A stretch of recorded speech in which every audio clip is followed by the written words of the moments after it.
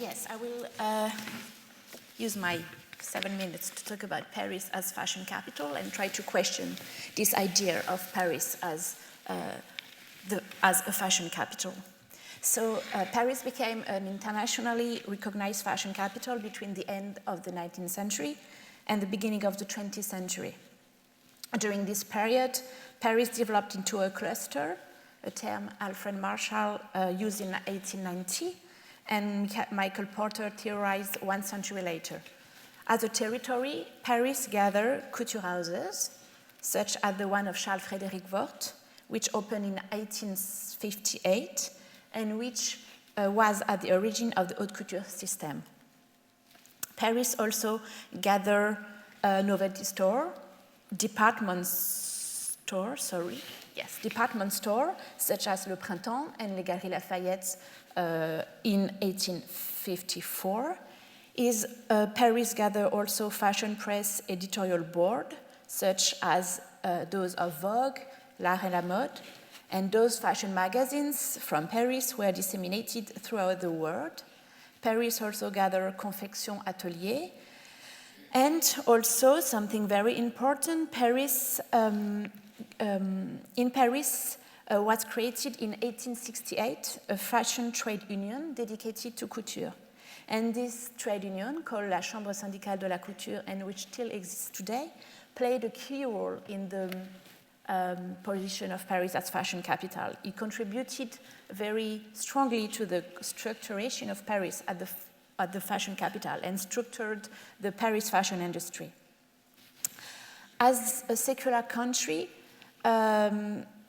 France also possessed a secular know-how, which were fertile grounds for the creativity, but also specialized workers who had been trained during 7 years to create original designs.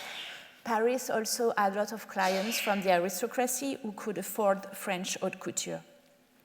So over the course of the 19th century and the first half of the 20th century, Paris thus became the place where the actors involved in the couture joined together in order to define their specification and to fight foreign competition.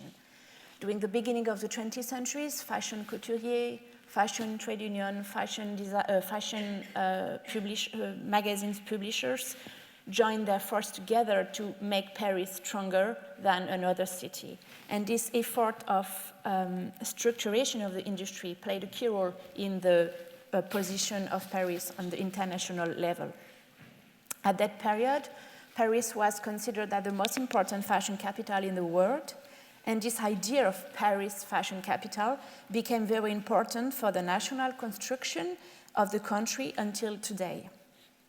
Buyers came into Paris each year since the end of the 19th century to buy Parisian design. On the other hand, Parisian couturiers traveled in Europe and America, North America and South Africa to present their collection. So this idea of fashion capital can be supported also by numbers and data.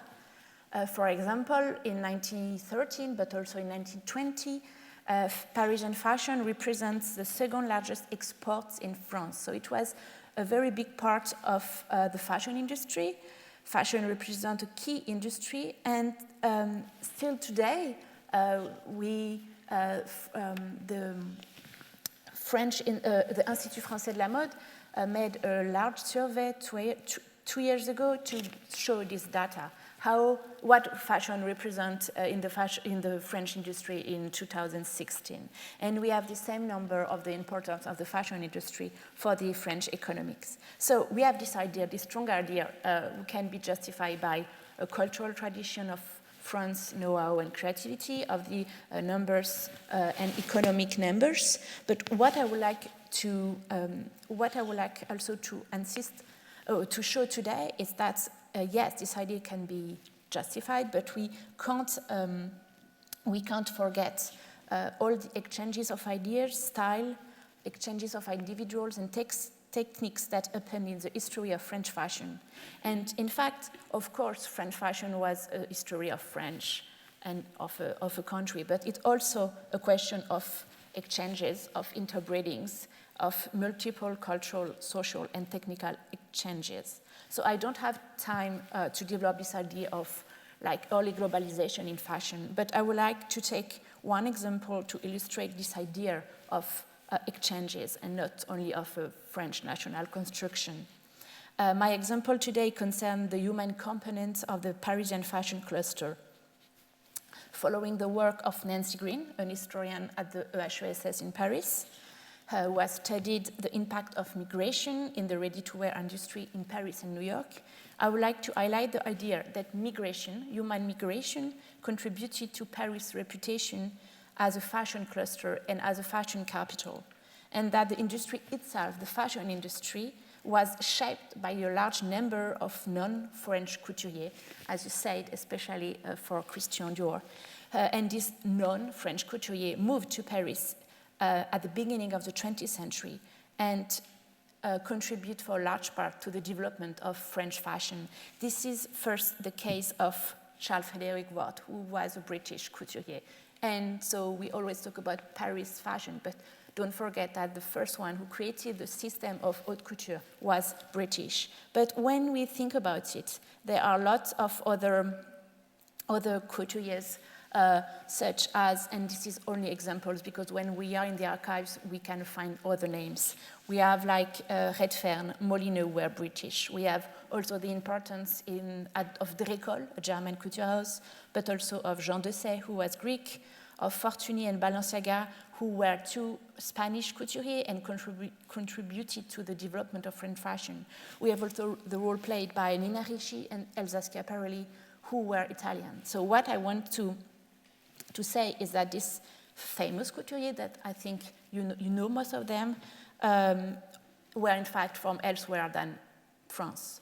And this is also, as Nancy Green showed, the case of workers who worked for the confection but also for the couture industry, and who came, most of them from the east of Europe, from Armenia, for example, because of war or economic crisis of genocide. And they came to Paris because of this old tradition of fashion, but they came to Paris and they contributed to the fashion industry. Of course, there were workers and they worked for couturier, but I would like to discuss with you this idea of they didn't only work mechanically for the couturier, but they also bring ideas and techniques that played a key role in the development of Paris as fashion capital.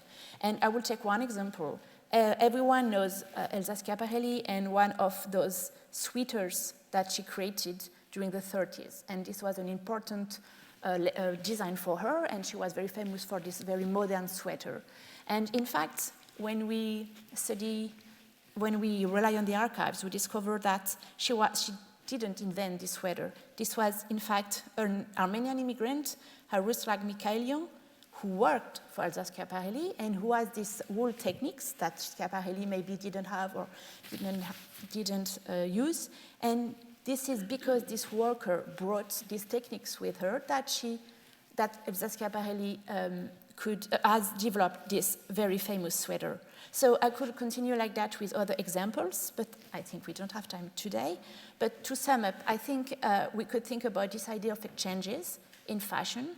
We can think about transnational construction, and we can't forget how migration within the fashion industry had a major impact on the business and geography of fashion. And I talked about migration of individuals, but we also can talk about exchanges in techniques, in fashion press, in style, how style from Paris went to London and maybe in Italy, and how all this style were in fact, interbred. Okay, and so just some question to conclude.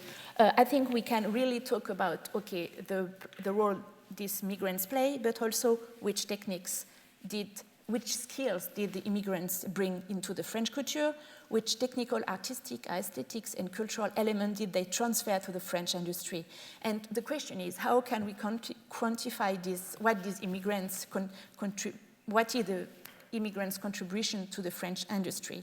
And I think it's very necessary to quantify that, to question this myth of Paris fashion couture. And I think it's something that we don't do often in France, because as we all will say today, French couture is very French. It's like a very national topic. but I think it's necessary to open the field and study these exchanges. Thank you. Thank Amazing. you.